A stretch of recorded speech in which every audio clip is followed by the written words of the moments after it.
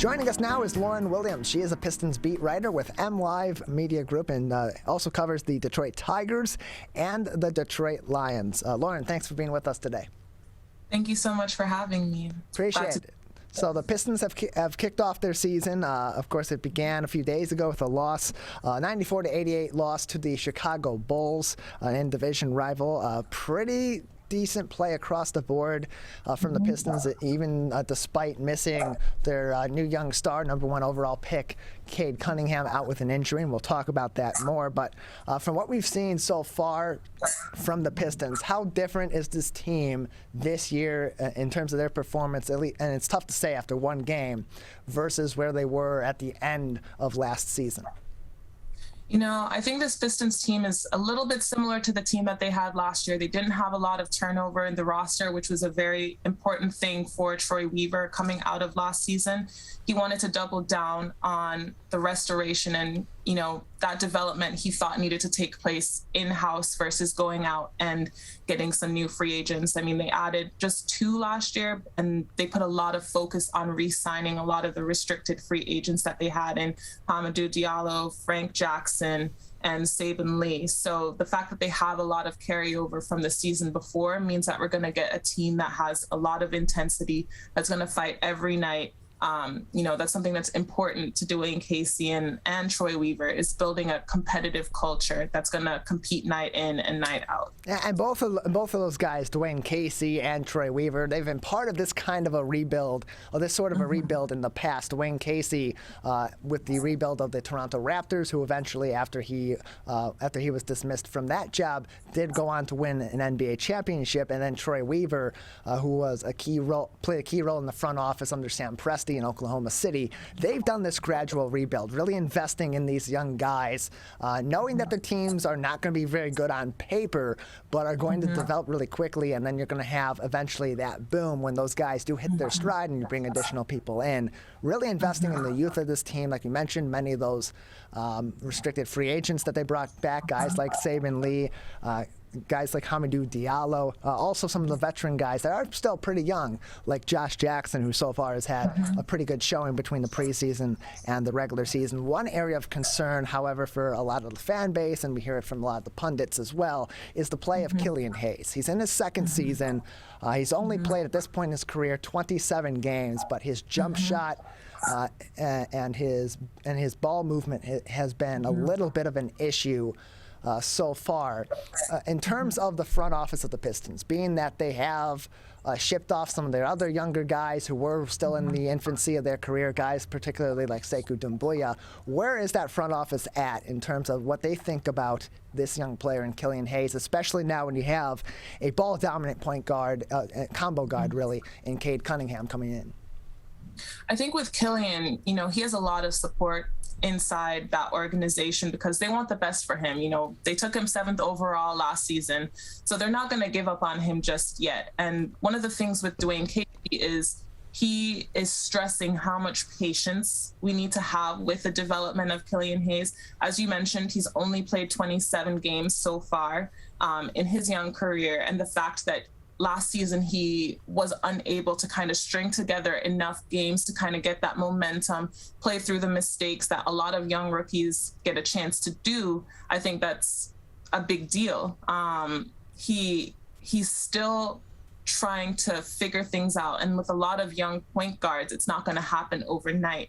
Dwayne Casey likes to point to Fred VanVleet as somebody who, you know, we can look to seeing that trajectory of development as something for Killian Hayes to fight through. You know, again, it's not going to happen overnight. That jump shot, it's not going to happen overnight. So I think the message that's coming out of the front office right now in regards to Killian Hayes is patience. And that's something that Killian Hayes has internalized. You know, he knows what everybody's saying about him. He's very much aware. And he said that right now he's just focused on playing his game and making sure that he has a good mindset every time he steps foot on the court. Yeah, and even on top of that, you are one game into the season. He's back. He's healthy. He hasn't really played in full competitive game action. Of course, he's played in the preseason, had some summer league action previously, but not quite at this full NBA level against a team that's going to be a formidable opponent this year. and the Chicago Bulls, and you look at other guys that did come in to the league with a little bit more experience, like Tyrese Halliburton, who was drafted after him by the Sacramento Kings, and even look back at like you said, Fred VanVleet during his development with the Toronto Raptors, came in with a lot more experience already than Killian Hayes, who's just 20 years old. We're joined by Lauren Williams. She is a Pistons beat writer with MLive.com, joining us on the MegaCast. One of the surprises so far for the Pistons, it's been a really pleasant surprise and a great story on this team, has been Luca Garza, who was drafted in the second round by the Pistons out of Iowa. Had a prolific season in his senior year at the University of Iowa. Of course, his size size not an issue. It's really just whether or not his style of play translates to the NBA. But the Pistons have gone from bringing him in for the summer league to signing him to a two-way contract to a fully guaranteed contract in pretty short succession. What ultimately has led Troy Weaver, Dwayne Casey, and that Pistons organization to go head on in investing in this second-round pick before he's played in regular season action? I think Garza kind of embodies the culture that they're trying to build with this team as part of this restoration. He has a lot of hustle. And he said it best, actually, at the end of Summer League, or I believe it might have been the second to last game of Summer League, that he might not necessarily be the best defender on the court or the fastest, but he's going to try and out-hustle you. And the fact that he's one of those people that can be first in the gym, last out of the gym, they want to invest in guys who are constantly aiming to get better. And the fact that he can shoot is a plus. That was something that the team really, really wanted to bring in, is people who can shoot the ball, because that's something that they struggled with last season. They struggled with it in the first game of this season. So he has a lot of qualities that they like, and it's an indictment of the confidence in him that they have to upgrade his contract from that two-way to the standard contract. With the bench or with the roster that they have right now, he's not going to get a lot of playing time. Dwayne Casey wants to keep the roster to about 10 players a game in the rotation. So he's going to spend a lot of time in the G League with the Motor City Cruise, which was a really big reason that, they stressed getting the Motor City Cruise into Detroit. They wanted to be able to have that outlet that players can go back and forth easily to play lots of games, especially when they won't get lots of minutes on game night. So that they can continue their development, and there's constant communication between that coaching staff, that front office, and the main team. Yeah, get that experience in gameplay scenarios, especially as a primary player, a starter caliber player in the G League, but still get that communication and development from guys with similar styles of play, like a Jeremy Grant. Certainly got someone like Kelly Olynyk on the roster, and Trey Lyles, who have that game experience as well, and he can learn from that. We're joined by Lauren Williams, Pistons beat writer at MLive.com, also a beat writer for the Detroit Tigers and the Detroit Lions with MLive as well. And one big concern right now for Pistons fans is Cade Cunningham and his injury. He's out with an ankle sprain. He did not play in the preseason, and the Pistons have been very careful in determining when he is going to get that first game action. We've seen him in shoot-around. We've seen him in warm-ups and playing in practice scenarios. Seems to be looking good. What is the current outlook for Cade Cunningham, and what is that benchmark that the Pistons are looking at right now for determining when he'll be back? Yeah, they keep saying that he's day-to-day right now, which we understand just because of the nature of ankle injuries. Troy Weaver said on the Stoney and Jansen show a couple of days ago that they don't anticipate him being back in this upcoming 3-game road trip that they have. So their next home game is on October 30th against the Orlando Magic. And, if he does make his debut that day, by that point, he should have had at least a week's worth of practice before they, go ahead and put him out on the floor. So during the preseason, one of the key things that Dwayne Casey kept saying is that he really wanted to get him a couple of practices under his belt before, he started in a game. So if we're following that timeline where he's, slowly been getting back into practice, maybe we could see him on the 30th. Maybe they'll wait a little bit longer. We'll see. But they definitely want to get him up and conditioned and, ready to go before before they throw him out there. Yeah, and those sprained ankle injuries, there's something that you can play through, that they can play with and tend to while in game action. But they're also really easy to re-injure, and it's really easy to exacerbate those injuries as well, and especially for a ball-dominant guard that plays at a high pace like Cade Cunningham, that can quickly become really dangerous. And when you're investing in a player like Cade Cunningham as the future of your franchise, there's really no harm and no foul in keeping them back for a little bit. We're joined by Lauren Williams, Pistons beat writer with MLive.com. And in terms of fan experience, we are back in full capacity, being allowed at Little Caesars Arena for fans. What precautions are in place if people are excited to go see the Detroit Pistons with this new look with Cade Cunningham? What current precautions are in place for Pistons games at Little Caesars Arena? Yeah, so fans that are actually right by the court, so they're sitting courtside or they're by the players' bench or anything like that, they do ask that they are either fully vaccinated or they can provide a negative test, within, I believe, 24 to 48 hours of the game, whether that's a screenshot or bringing the actual cards in. They want to be able to say that you're safe. On top of that, they do ask people who are close to the court to wear masks, but most of the fans in the general seating arena or area haven't been wearing masks because it's not a requirement. So, you just have to kind of use your own judgment on what you think is best if you're sitting in the general admission area.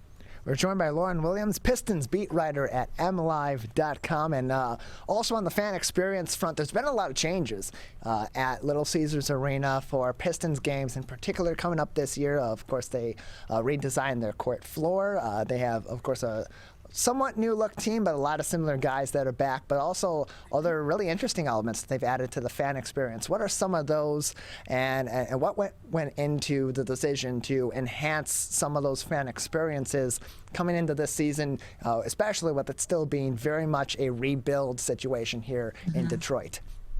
They're really, really interested in, especially since moving Little Caesars, or since moving the main competition area, the arena, they're really interested in connecting to their Detroit roots. So they've been tapping into local celebrities. At the home opener, there were several local rappers that attended: Cash Doll, Icewear Vezo, Babyface Ray was the halftime performer. So it's just kind of a rollover from last season where they really tried to bring local Detroit influencers into the space that fans could connect with, and who could help get the word out about this new look Pistons that they're really trying to promote. One of the things that Troy Weaver talked about is that he wanted to create a team and an arena and an atmosphere that Detroit would be proud of and Detroit Pistons fans would be proud of. So it's really been a big deal that they've tapped into local celebrities who can help get the word out about what they're doing. And a lot of that has also been participation from Pistons legends. We saw on opening night, Richard Hamilton was there for some meet and greet purposes. Ben Wallace is now a part of the front office in some capacities as well. We've seen Isaiah Thomas be back in some capacity, joining in with organizationally with promotional events as well. And being that's the NBA's 75th anniversary season, there's already a lot of promotional actions that are happening across the league, including some controversy last night with the final 25 players revealed on the NBA's top 75 players team. In terms of the Detroit Pistons franchise, do they have any plans as of now further going forward in the works of how they plan to celebrate the NBA's 75th season at Little Caesars Arena with the home games? I personally haven't heard anything yet, but I can't imagine that they wouldn't want to tap into the fact that they had at least 6 players who ended up on that list.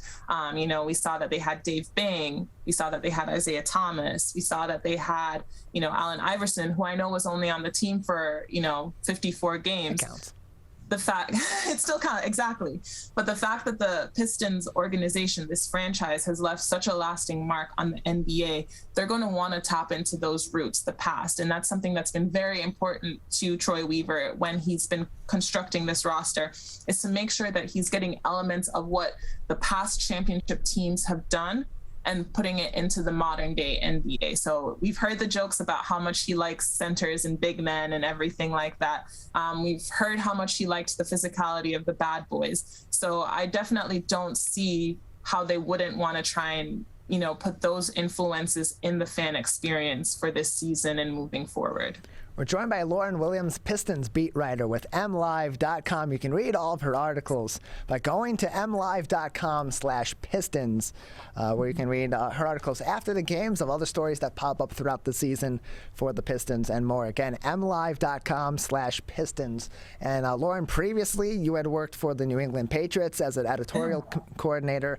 Now you're also covering the Detroit Lions. You're covering the Lions, the Pistons, and the Tigers, all teams that are in the thick of their rebuilds, coming from a team that had such a winning culture in New England. How drastic of a change has that been, coming to Detroit now and covering three teams that are in similar positions but also at different stages of the rebuilds? I think what made this transition easier is just the loyalty and the dedication that the fans have to this team. It's very, very similar to how dedicated New England fans are to theirs, between the Red Sox and the Celtics and the Pats and everything like that. So, the fan loyalty does help because it helps me think about the stories that they want to read about and what they're interested in. But in terms of covering the teams, it's definitely a night and day difference of covering a team that, as you mentioned, had a culture of winning. They have, so many Super Bowl wins under their belt. So it's definitely a difference, but the fans make up for it for sure. Well, Lauren, we appreciate you joining us, telling us a little bit about the Pistons coming into this season and as they begin this season, still in the rebuild, but with a clear direction ahead of them. And we'll continue to learn more about them through your articles as well on MLive.com/Pistons. Thank you. Thank you.